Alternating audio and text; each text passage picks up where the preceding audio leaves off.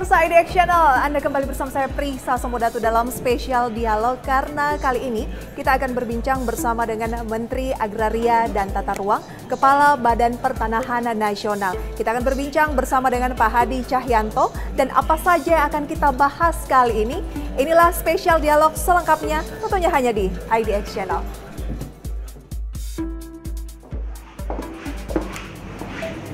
Halo Pak Menteri, apa kabar? Halo, apa kabar? Terima kasih banyak Pak. Terima kasih banyak kehadirannya. Ngobrol-ngobrol, kita boleh? Ngobrol di mana hari ini? Ya, kita bisa di tempat kerja saya yang sebelah sana. Mari.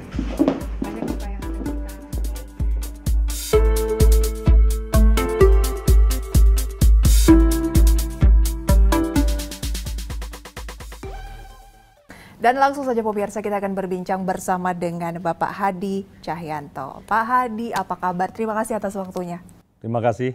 Pak Hadi, lebih enak jadi Panglima TNI atau Menteri? Wah, ini pertanyaannya luar biasa. Iya. Dua-duanya enak. Dua-duanya enak, tapi lebih sibuk yang mana? Sama, dua-duanya juga sibuk. Oke. Ya, yang pertama Panglima TNI juga melayani rakyat pada waktu vaksin COVID-19. Oh iya ya. Sekarang juga menjadi menteri juga melayani rakyat bagaimana bisa memberikan sertifikat dengan baik. Oke, ditambah proyek IKN. IKN. Nah, ini kan menjadi fokus seluruh masyarakat Indonesia, seluruh elemen begitu ya. Nah, yang menjadi core-nya ini kan adalah tugas dari Kementerian ATR begitu ya Pak ya. Karena kan yang lain nggak bisa masuk nih kalau pertanahannya itu belum selesai. Boleh digambarkan Pak, sejauh ini progresnya seperti apa? Ya. Memang IKN ini adalah tugas yang diberikan oleh Bapak Presiden terkait dengan pertanahan dan tata ruang. Bapak Presiden memerintahkan salah satunya adalah agar menyelesaikan pertanahan di IKN dan juga menyelesaikan tata ruang yang ada di sana. Yang pertama adalah yang saya selesaikan sambil proses pengadaan tanah di sana ya, termasuk pelepasan kawasan hutan maupun pembebasan tanah. Yang pertama adalah tata ruang. Tata ruang yang sudah kita selesaikan, kita berikan kepada OEKN, banteknya, bantuan teknisnya, itu ada 4. Dan 4 itu sudah proses di OEKN dan saat ini sudah keluar peraturan kepala OEKN terkait dengan RDTR, Rencana Detail Tata Ruang. OEKN itu Otorita Ibu Kota Negara. Oke. Ya. Kemudian yang 5 lagi itu juga sudah disetujui oleh Bapak Presiden, tinggal nanti juga akan diputuskan atau menjadi keputusan kepala OEKN. Oke, berarti ada 9. 5, 6 yang sudah ya Pak ya? Yang sudah 4, kemudian yang sedang berproses 5. Jadi 9 rencana detail tata ruang sudah selesai. Oke, yang sudah selesai ini yang 4 tadi ya Pak ya? Ya, 4. Apa saja Pak? Ya itu memang yang 4 itu ada kawasan yang sudah masuk kepada kawasan inti pusat pemerintahan. Ya. Kemudian IKN Barat, kemudian IKN Timur 1 dan IKN Timur 2. Ya, itu yang 4 ya. Yang 5 akan menyusul adalah IKN Selatan, IKN Utara, IKN atau Simpang Samboja, kemudian Kuala Samboja, dan Muara Jawa. Yang menyusul ini targetnya akan selesai? Bulan Agustus ini sudah selesai. Iya, memang kita targetkan di akhir bulan Juli ini sudah selesai menjadi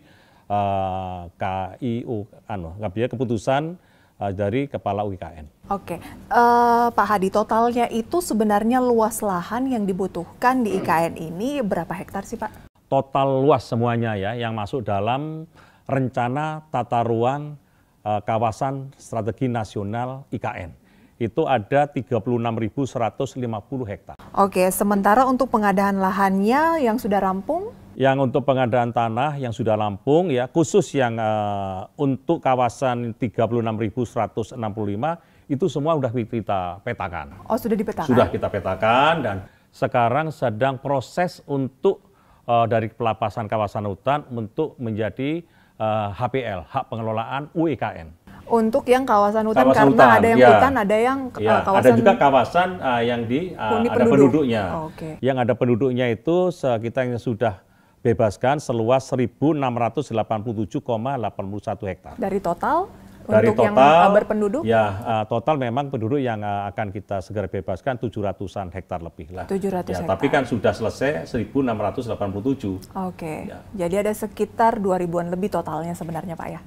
Ya, kurang lebih. Itu kan termasuk adalah 760 hektar itu yang ada di kawasan inti pusat pemerintahan, dan sisanya yang kita bebaskan adalah jalan tol menuju ke Balikpapan. Nah, kemudian jalan tol menuju ke Samarinda yang masuk di IKN. Termasuk yang di bawah itu ada lapangan terbang VVIP, ya. Itu jalannya harus kita buat menuju ke IKN. Nah, ada tantangan tersendiri nggak sih Pak soal pembebasan lahan tadi, khususnya kalau kawasan hutan, ya oke. Ya. Kalau misalnya yang dihuni oleh masyarakat ini, penduduk ya, yang kan tadinya 1.600 sudah dilakukan pembebasan, masih sisa sekitar 700 hektar lagi. Apa yang menjadi kendala utama dari pengalaman Pak Hadi? Ya, sebetulnya sih permasalahan sosialisasi aja. Sosialisasi kepada aja. masyarakat. Ya. Karena dengan adanya IKN nanti kan jelas akan memengaruhi ekonomi di sekitarnya. Dan kita berikan sosialisasi, yang pertama kita melakukan pendekatan kepada tokoh masyarakat, ya. Kemudian juga tokoh masyarakat hukum adat, kita juga berikan sosialisasi, dan sampai saat ini baik, semuanya bisa menerima. Oleh sebab itu 12 paket yang diberikan oleh pemerintah, kami sudah bisa menyelesaikan 7 paket. 5 paket berikutnya ini sedang dalam proses, dan di bulan Agustus ini 5 paket itu sudah selesai. Sehingga 12 paket semuanya selesai. 12 paket semuanya akan selesai, Iya. Targetnya adalah di bulan Agustus Iya. tahun ini, begitu Iya. ya. Kalau itu sudah selesai, outputnya apa sih sebenarnya Pak? Apakah akhirnya itu akan menjadi barometer kepastian untuk para investor, atau seperti apa sih Pak? Ya, yang jelas investor yakin bahwa infrastruktur yang sudah dibangun menuju ke IKN itu semua sudah jadi. Dari Balikpapan itu sudah ada jalan tol, iya kan? Dari Samarinda, kemudian juga lapangan terbang VVIP yang sekarang juga dalam proses pembangunan, itu juga akan kita buatkan jalan tol menuju ke IKN. Karena nanti kalau sudah jadi, bandara VVIP ini ke IKN kurang lebih hanya 30 menit lewat jalan tol. Ini yang sedang kita bangun. Oke, yang dibangun saat ini sudah lumayan banyak ya berarti Pak. Ada bandara untuk VVIP. Ya, sedang proses. Ya, oke. Kemudian apa lagi Pak? Ya, 12 paket yang saya sampaikan tadi. Jadi dari 12 paket itu sudah ada dermaga logistik juga kita sudah selesaikan paketnya ya. Kemudian fasilitas bendungan Sepaku Semoy itu sudah selesai. Bendungan Sepaku Semoy tahap pertama, intake Sungai Sepaku juga sudah selesai. Kemudian duplikasi jembatan Pulau Balang, Benteng Pendek, ini Pulau Balang ini yang mendekati dengan bandara VVIP. Oke. Ini juga sudah selesai. Berarti kalau itu sudah selesai, Pak Hadi, nantinya sudah bisa dibangun infrastruktur di atasnya gitu ya? Dan ada yang sebagian juga sudah berjalan? Kalau di IKN sendiri saat ini sudah berjalan adalah pembangunan infrastruktur, termasuk gedung-gedung untuk istana presiden, kemudian rumah-rumah atau gedung-gedung untuk para menteri, ini sudah sedang dalam pembangunan. Oke, nanti akan kita bahas lebih jauh Pak terkait dengan RDTR, rencana detail dan juga tata ruang. Kita jeda terlebih dahulu ya. Iya, oke. Pemirsa IDX Channel, jangan beranjak dari spesial dialog karena kami akan segera kembali usai jeda pariwara berikut.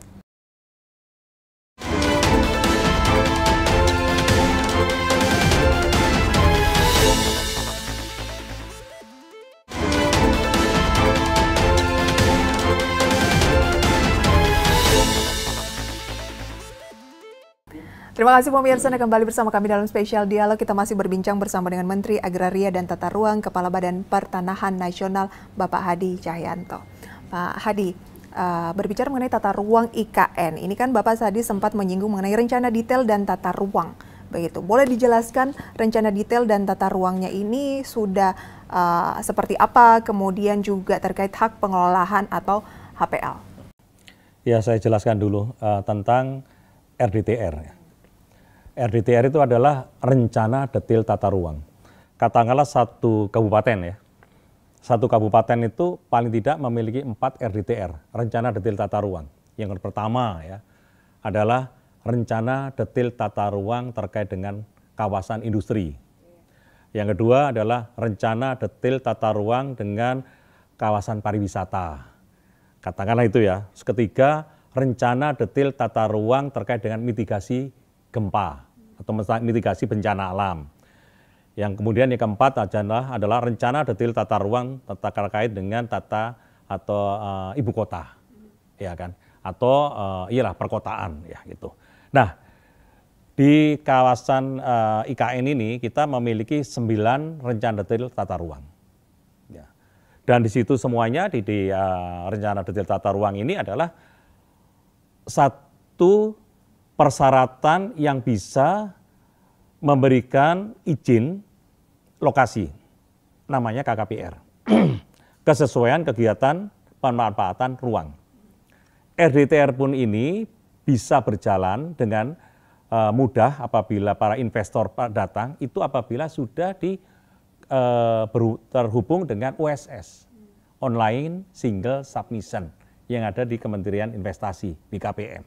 Nah, KKPR itu adalah salah satu syarat investor untuk bisa menginvestasikan di wilayah itu. Ini namanya KKPR. Oleh sebab itu, dengan adanya KKPR akan mempermudah berusaha di wilayah itu, tapi persyaratannya harus memiliki RDTR. Oke. Ya, sehingga RDTR ini benar-benar harus ada dan semuanya dikendalikan oleh OIKN. Oke. ATR BPN dalam hal ini Pak mendorong mengenai KKPR tadi ya? Iya. Sudah sejauh mana? KKPR, nah saya sampaikan, apabila RDTR ini sudah terhubung, katakanlah 4 ini sudah selesai yang saya sampaikan tadi, ini sudah bisa terhubung dengan OSS-nya yang ada di Kementerian Investasi BKPM. Maka ketika datang investor, ingin berusaha, ingin mendapatkan izin lokasi, tinggal pencet di aplikasi. Apakah saya ingin mengembangkan pariwisata, seperti yang saya sampaikan tadi, apakah saya ingin mengembangkan di tempat hunian atau perkantoran, tinggal pencet di situ akan mendapatkan izin melalui KKPR tadi. Oke, dan yang 4 tadi inilah Pak yang lagi ditunggu gitu ya? Ya, yang 4 ini yang sekarang sedang proses, kemudian tinggal investor datang pencet. Oke, dan ditargetkan itu akan rampung tahun ini yang 4 itu ya? Iya. Baik, lantas Pak kalau berbicara terkait dengan hak pengelolaan di IKN begitu ya, HPL, berarti kan dari 32.000 itu nanti kalau semuanya sudah dilakukan pembebasan, berarti HPL-nya akan 32.000 lebih tadi, 32.600 hektar. Jadi HPL-nya itu akan seluas 36.150 hektar. 36.000? Iya, itu adalah pelepasan kawasan hutan, HPL. Nah, HPL ini nanti, ini hak pengelolaan, itu akan dipegang oleh OIKN. Ini sebagai aset tercatat ya oleh OIKN. Nah, OIKN nanti akan memberikan izin kepada investor apabila sudah mempunyai KKPR tadi untuk status tanah saya itu apa, maka dia akan diberikan HGB di atas HPL. Nah, itu tadi yang sering menjadi pembicaraan polemik lah. 80 tahun bisa diperpanjang menjadi 160 tahun, bisa dikatakan ini sebenarnya insentif dari pemerintah begitu ya. Dan bagaimana sih Anda menilai ini, karena kan tidak sedikit juga yang agak kontra dengan kebijakan ini Pak. Wah, mungkin kurang sosialisasi. Lama sekali, terus bagaimana nanti? Iya, sebetulnya nggak usah takut, karena apa? 80 tahun bisa diperpanjang lagi 80 tahun, itu adalah usia hak guna bangunan, propertinya dia di atas tanah HPL tadi, di atas tanah. Jadi 80 tahun ada gedungnya, bisa. Nah, keuntungannya adalah apabila HGB di atas HPL, pemerintah atau UEKN ini mudah untuk mengkontrol.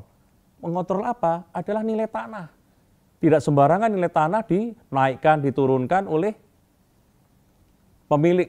Karena udah HPL. Enggak, kalau HGB, ya kan, HGB di atas HPL, ini tidak akan mudah mereka menaikkan atau memainkan lah nilai tanah. Karena pada dasarnya itu adalah milik pemerintah. Milik pemerintah, milik UIKN. Ya. Tapi kalau itu menjadi tanah bebas, dimiliki oleh masyarakat bebas, maka tanah bebas itu nilai tanahnya sembarangan masyarakat untuk menaikkan. Nah, salah satu contoh adalah Batam. Otorita Batam itu HPL-nya APL Otorita Batam. Sehingga permasalahan tanah yang saya alami ini tidak ada masalah-masalah sengketa pertanahan, masalah katakanlah menaikkan nilai tanah, itu adalah satu-satunya di Batam. Karena dikontrol oleh otorita. Otorita, dan itulah yang sebenarnya juga akan ini akan diterapkan kita implementasikan di IKN. Oke. Lantas Pak, terkait dengan konsep dari Future Smart Forest City. Iya. Lebih singkatnya sih mungkin Smart City begitu ya Pak? Ya, memang konsep dari Future Smart Forest City ini adalah arahan langsung dari Bapak Presiden. Dan selanjutnya kita eksekusi lah kementerian, lembaga, pemerintah daerah semuanya mengeksekusi karena konsep ini adalah konsep yang dibangun berdasarkan keseimbangan alam, ya, keseimbangan alam dan dengan adanya penggunaan teknologi pintar dan termasuk adalah pemanfaatkan energi baru terbarukan. Oke, jadi dari tiga dasar itulah. Ya. Nah sejauh ini katanya selain gedung pemerintahan, kemudian tempat tinggal untuk para pegawai ASN dan sebagainya, juga yang banyak sudah menggunakan HGB di sana? Sudah ada. Sudah ada ya Sudah Pak? ada 2. Apa itu Pak? Yaitu satu PSSI, ya sudah kita konsepkan dan segera sudah keluar, yaitu adalah HGB di atas HPL untuk PSSI dan HGB di atas HPL untuk Bank Indonesia. Bank Indonesia juga? Ya, sudah ada 2. Oke, nanti akan kita lanjutkan Pak. Nggak mungkin nggak ada tantangan dong ya Pak untuk pembangunan dari IKN ini dari segi tugas yang diemban oleh Kementerian ATR. Kita jeda terlebih dahulu, kita kembali saat lagi. Pemirsa, jangan beranjak dari spesial dialog, kami akan segera kembali saat lagi.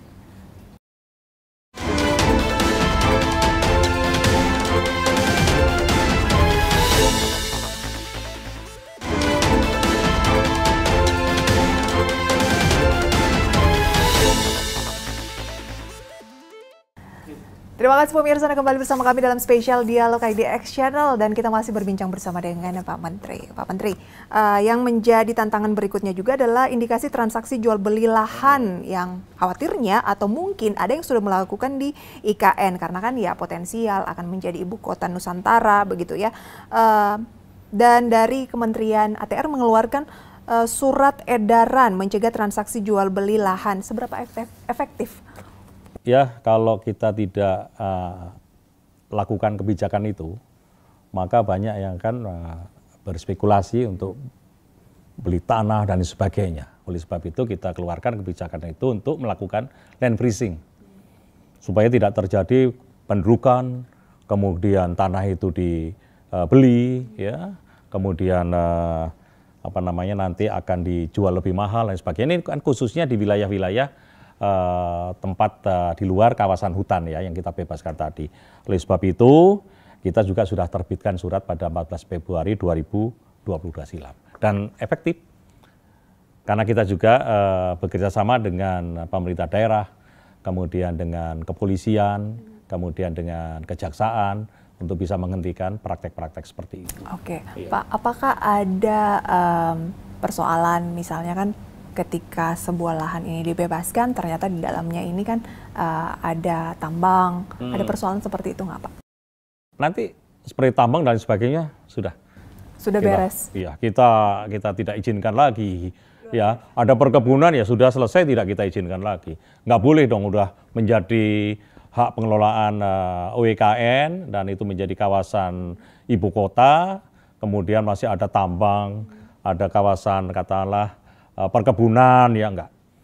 Oleh sebab itu nanti adanya hutan-hutan lindung dan sebagainya, kita kembalikan ke hutan lindung.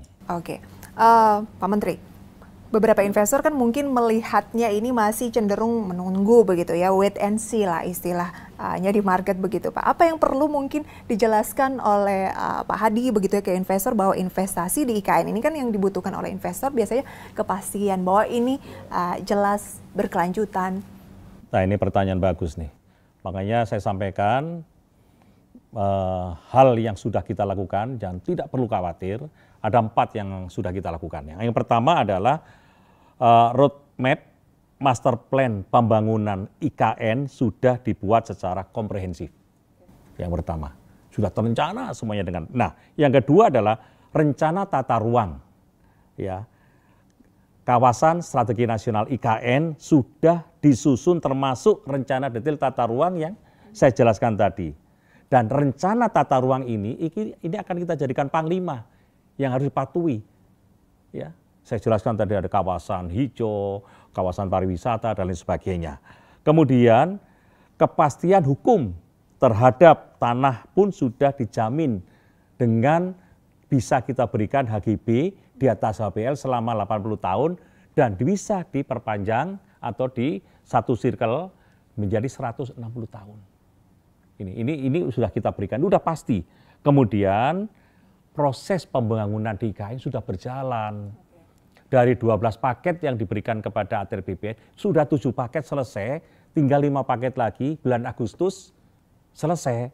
Nah, kemudian apalagi yang harus diragukan? Apalagi sudah ada Undang-Undang IKN adalah Undang-Undang Nomor 3 tahun 2022.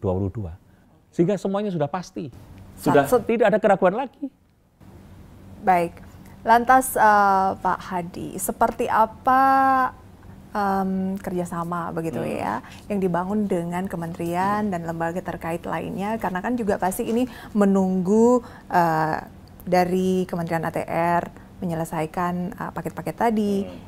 Kerjasamanya seperti apa? Apakah sering ada pembicaraan bahwa kapan, ayo, karena kan kita tahu bahwa sangat ingin investor ini banyak yang melakukan investasinya, khususnya dari luar di IKN ini, karena kan multiplier efeknya kan sangat banyak, membuka lapangan kerja dan lain sebagainya. Yang pertama, sinerginya seperti apa? Ya, yang pertama sinergi kolaborasi antar kementerian lembaga ini jelas terus kita lakukan. Kebetulan dipimpin oleh Menko Marves, ya, hampir setiap minggu dan hari Minggu pun kita selalu rapat dengan menggunakan Zoom. Hari Senin juga kita bertemu di kantor, terkait adalah penyelesaian tanah dan tata ruang.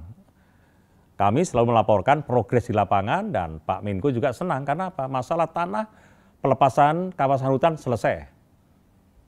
Kemudian yang kedua, tata ruangnya selesai. Kalau tata ruang selesai, RDTR selesai, artinya apa? Kementerian Investasi, BKPM juga tenang karena sudah terhubung RDTR-nya. Kemudian kami juga koordinasi dengan PUPR. Terkait dengan apa? Terkait dengan penlok, penentuan lokasi apabila ada pembangunan lagi. Kemudian kami juga koordinasi dengan pemerintah daerah untuk menentukan penlok dan pembebasan tanah. Ini jadi Kementerian Dalam Negeri, Kementerian PUPR, Kementerian Investasi, Kementerian Lingkungan Hidup, ini terus kita akan adakan koordinasi. Dan setiap ada permasalahan yang timbul, kita selalu berbicara. Kita selesaikan sesuai dengan peraturan yang berlaku. Ya, jadi permasalahan di sana hampir tidak ada, semuanya selesai. Berarti kalau disimpulkan dari apa yang kita perbincangkan ini, Pak Menteri, kurang lebih untuk tata ruangnya sendiri ini di IKN sudah berjalan sekitar atau progresnya ini bisa dibilang 75%. Sebetulnya Kementerian ATR BPN sudah menyelesaikan seluruh tata ruang. 9 RDTR sudah selesai. Sudah selesai. Sudah selesai. Tinggal menanti yang Tinggal nanti Kepala OEKN menyelesaikan yang 5 tadi menjadi keputusan.